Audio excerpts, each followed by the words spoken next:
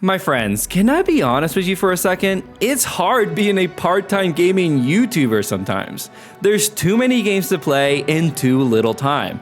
I know, first world problems. But we're constantly getting suggestions on games to check out, some of which we do end up playing, like Nobody Saves the World. Others which we may never get to, sorry Earth's Defense Force, but one game that's been mentioned to us a ton in one way or another is Dying Light. So the thing is, we didn't play Dying Light and we don't plan on it, but we did finally get around to playing Dying Light 2. And yeah, we have some thoughts on it. We played the whole game in co-op together as we usually do, which for the first time ever might have turned out to be not the move. Yeah, we have so much planning to do. So let's get into it. We're here as the Co-op Bros, finally letting you know whether Dying Light 2 is for you and your best friends. And buckle up because there's a lot to talk about with this one. Climbing poles, looking at my bros, but yeah. Oh shit! You alive? Oh my gosh, dude. Hey, buddy. You want to teleport to me? My word. Yeah, my boy's here now, you idiots. Yeah, idiot. Oh, yeah. Hey, guy. How about you get speared in the back? Yikes, Get dude. wrecked, bro. Evaluating the co-op in Dying Light 2 was impossible at launch because every report was that the co-op was broken, not playable, close up shop, see you later. So the most important question we can address 9 months later here will be the most baseline of standards. Is it playable? TLDR, yes. Barely. We had 3 separate NPC conversations on our main quest that got totally skipped. Gabe was always missing map markers for no reason, and there was your typical floating zombie. Oh my god, wait, dude. I'm seeing a guy run across the screen. Do you see it? Multiplying corpse. Well, for me, he flew into the sky and he's gone. And his body is gone. Wait, the more I hit him, his body just keeps duplicating. Desync enemies. He's not in my game. Oh, really? Yep. It's all you, buddy. Oh, nice. Or funky wall clip here or there. You're so glitchy looking Got when me, you bro. zipline. It's hilarious. your Really? zipline is so glitchy looking, yeah. Worst offense is that one time in a mission, Gabe got stuck behind a door, could not keep moving. I had to complete the rest of the mission without him. I don't know, bro. Sorry, I'm leaving you behind. Oh my god, what? But we never got booted or lost progress in a mission, other than that one I just mentioned, or anything game breaking to speak of. So it is just barely inching past that line of playable. And of course, your mileage will vary. This was just our experience on PS5. With that important conversation out of the way, let's address how easy it was to hook up with each other outside of bugs. After a pretty lengthy prologue, which took us about an hour and a half, you can easily drop in and drop out of each other's games. There's a straightforward multiplayer menu available that doesn't really need me explaining it. And finally, we come to shared progression, that golden co-op feature. There is character progression being saved, so when you play with a friend, you'll leave with any items, loot, weapons, armor, and experience or skills that you've earned. But there's absolutely no story or open world progression shared, a big fat zero. There are also key items you're going to earn throughout the game that are upgradable, but not for the second player. This lack of shared progression in everything but individual character progress was a major detractor for us, and we'll continue that conversation later. For now, let's talk gameplay loop. Dying Light 2 begins in the year 2036, 22 years after the events of the first game and 15 years after the fall, which essentially ushers in a modern Dark Ages. You don't need to have played the original to enjoy this title, by the way. After the prologue, your character Aiden will arrive in Old Villador, where you can set off with your friend, who's also Aiden, yeah, it's kinda weird, to follow the main quest or get lost in the many open world activities. After joining Andrew's game, we start off by checking our map to guide us through the net's main mission. But this being an open world game, it's very easy to get distracted along the way. We'd often stop to capture windmills, this game's Ubisoft towers, do a parkour challenge, get lost in a side mission, or take out a bandit camp. And yeah, you see that blinking icon there on the bottom? That means an inhibitor container is nearby, and we can't possibly pass that up since it means getting a step closer to our net skill point. The open world nature of this game is honestly pretty cool and makes the game feel really dynamic. There's always something to do or something that piques your interest. Plus, everything rewards you and funnels into your 2 skill trees, combat and parkour. Speaking of dynamic, there's also the day and night cycle, which totally flips everything on its head. There's certain activities only available at night, and you even get bonus XP for everything you did once dawn breaks. But okay, we got lost in the open world stuff, how typical. Let's circle back to the main missions. There are 22 main story missions with some branching paths depending on which faction you ally yourself with, the survivors or the peacekeepers. And let me just throw this out there, the survivors kinda suck. Okay, well maybe they don't, but we were biased towards the peacekeepers for reasons I will not spoil. The missions themselves are kind of a mixed bag, but we'll touch on that in a bit. Most missions follow a similar structure of starting with a parkour puzzle, throwing some bad guys in your way, and sometimes ending with a boss fight. Finally, once we completed a mission, we take a beat to sell all our goodies, buy new gear like armor or weapons, and level up before getting back out there to do it all over again. While you're probably already noticing that our tone leans negative throughout this review, I do want to give Dying Light 2 its nods, and that starts with the core gameplay, combat and parkour. The combat progressively improves over time in great ways. While at first it did feel very samey to most first-person hand-to-hand combat games, you eventually get weapon mods and skills that can allow for some really fun sequences. For example, Gabe eventually unlocked a bow that he tailored to his playstyle so that he could hang back and take out guys in the mob while I was up close dealing out damage. Ooh, hey. Thanks, bro. Oh, whoa, look at this archer here. That was awesome. That was pretty dope, actually. As for me, I customized most of my weapons with fire mods that I upgraded over time to light up my enemies.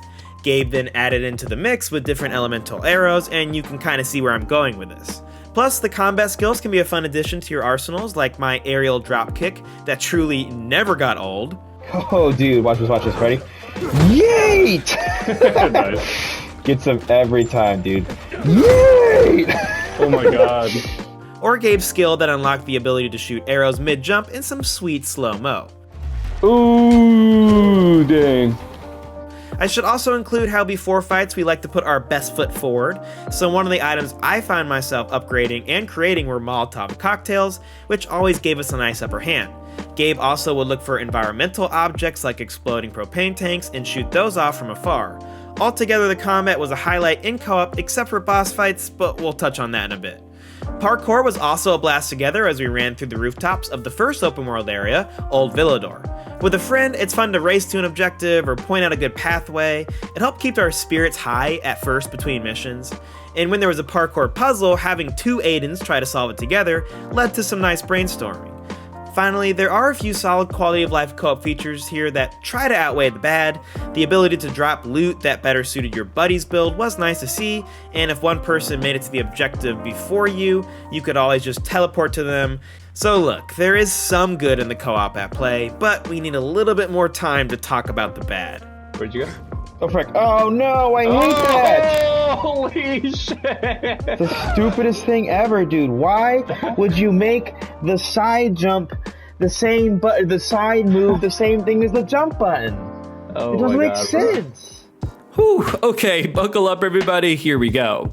Let's get some of the more nitpicky things out of the way before diving into the stuff that really grinded our gears. So we briefly touch on armor, but basically here's the gist. There's 4 different classes each armor piece falls into: tank, brawler, ranger, and medic. They're supposed to offer specific benefits like medic armor boosting your healing capabilities.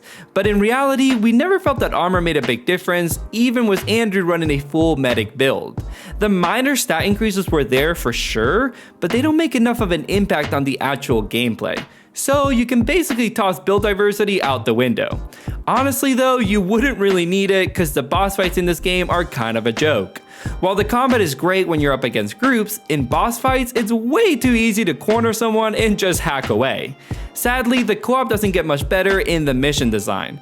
Dying Light 2 doesn't set up any interesting objectives forcing you to work together. Most missions are fetch quests, and only rarely would you have to do something like this where we're taking turns fixing these fuse boxes. All in all, not as engaging as it could have been. On their own, those things aren't a big deal, but together they start to make you feel like the co-op was stacked on, and there's other decisions that really cement that feeling. This is where we get to some of the more egregious sins. A lot of this stuff makes a second player really feel like a second player, opposed to having a shared experience. For starters, here's Andrew's map. And now here's my map. Yeah, if you can't tell, I'm missing a ton of stuff for no reason at all. In some cases, I'm even missing fast travel points that we unlocked together. Again, for no reason, but I'd wager it has something to do with the lack of shared progression. And while we've already touched on that, there's one side effect that really dragged down the co-op for us. Halfway through the game, you'll make your way to Central Loop, a new map that's filled with skyscrapers and is meant to be traversed with your new shiny paraglider. And this new shiny paraglider can be made even better if you upgrade it. Except if you're the second player. Even though I'm in Andrew's world, the game doesn't register that I've earned this, so I'm not even able to see the upgrades on my menu. And this isn't a bug, it's meant to be this way because of the lack of shared progression. I mean, at this point, they're just rubbing it in. What did I do to deserve all this, Techland? And those upgrades do make the paraglider significantly better, as you can clearly see Andrew flying over me in this clip. Yeah, I'm just flying over you. Oh my god. That's a good clip. Suck to suck, loser. This meant I was always trailing behind him, which made it hard to follow him to certain points that only he could see because, remember, I'm missing them on my map. And since he'd get there way before me, I'd pretty much just give up on going there myself and just teleport most of the time. At this point in the game, the parkour was obviously not as fun, and since we weren't running along the rooftops together at a similar pace, we wouldn't stop for the occasional side activity like we used to, which is a big bummer. Overall, this whole Tacton experience was really unfortunate and sadly affected our overall enjoyment of the game.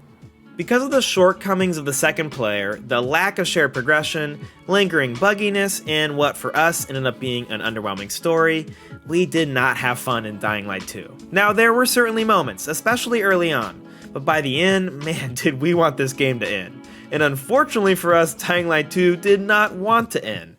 Seriously, this is a chunky story to get through. Like, story missions alone will take you around 24 hours, just story missions. To the credit of the developers, they were really swinging for the fences, but the delivery is just so poorly done. Writing is embarrassing, voice acting is very hit or miss, plot holes and just cringe execution are so common. All players required game! No! I just teleported you, let's see it. I see level 1 like struggling. Yeah. Wait, what? What? Okay. That was weird. No, okay. Okay. Okay. No, it worked. And again, it's so long and feels very filler. Way too many quests are fetch quests that are clearly padding. Even Aiden at one point realizes the story is 90% padding with this line. Let's also cover the branching story choices. It's a nice touch that the co-op partners can make suggestions, so let me just say that. And admittedly, we did debate a few of these, and they do change what happens in the story drastically. But in the end, even if they did change the outcomes, they never felt impactful to us because the story just is so poorly executed. There was something here if they could cut the fat and make like a 15-hour story with fewer characters that were more fleshed out, but it is what it is, a swing and a miss. One thing we've noticed this year is that shared progression becomes exponentially more important when you increase the size of the game, even more so in open worlds. Dying Light 2, unfortunately, is a bad example of how this works. Look, we've played games without shared progression and highly recommended them. Divinity Original Sin 2, the entire Soul series, and more. But when you have an open world that begs to be explored, and the side content is just as fun, or in this case, more fun, then that second player is really missing out. I mean, what if Gabe wanted to platinum this game when we finished? He is completely screwed. You can make the argument you just do everything twice, akin to playing Dark Souls with a friend, so that you're always on the same page when you get together. But I don't think I need to reiterate how little I like to experience this story twice over. Guys, at the end of the day, even Elden Ring, a 5 out of 5 masterpiece, got this wrong and made it an awkward recommendation on our channel. On the other hand, Gotham Knights mostly nailed this year, and it really helped make our experience. And I do understand why the developers had to do this, with the branching story paths and the open world changes that affect your gameplay when you decide to give like a water plant to one faction or another. I get that it would have been hard, but if you make an open world game with co-op and don't give some sort of shared story or world progression, it's going to be an awkward, annoying, and lesser experience for player 2, if the player wants to play entirely together. I mentioned at the top how playing Dying Light 2 entirely in co-op may not be the move. I know, the Co-op Bros suggesting you may actually enjoy this game a bit more if you played it in single player? Blasphemy? Have they lost their minds? No, we're simply being honest on this one. As we've laid out numerous times in this review, the lack of shared progression makes it nearly impossible for both players to really enjoy what Dying Light 2 has to offer. Because the real offering here isn't that campaign, it isn't the choices or even the gear game, it's the open world side content that you can dive into with a friend. Our suggestion, have your own separate playthroughs going, but dip into each other's games. This way you can go explore, raid dark zones, and race each other in parkour challenges or whatever you want to get up to. All of your character progress would transfer over and you won't have to put up with one of you having a much lesser experience. While we didn't love Dying Light 2, there is something here that some of you may enjoy, it just sadly doesn't work entirely in co-op. Thanks for watching, guys. Hope this helps you determine if Dying Light 2 is for you and your best friends. If it did, consider liking, sharing, or subscribing for more. We're super busy as the year comes to a close and we hit the holidays, making all sorts of content, videos, and streams, and shorts. So follow us on our socials to keep up to date with what we're doing. Otherwise, I'll catch you next time on another episode of The Co-op Bros.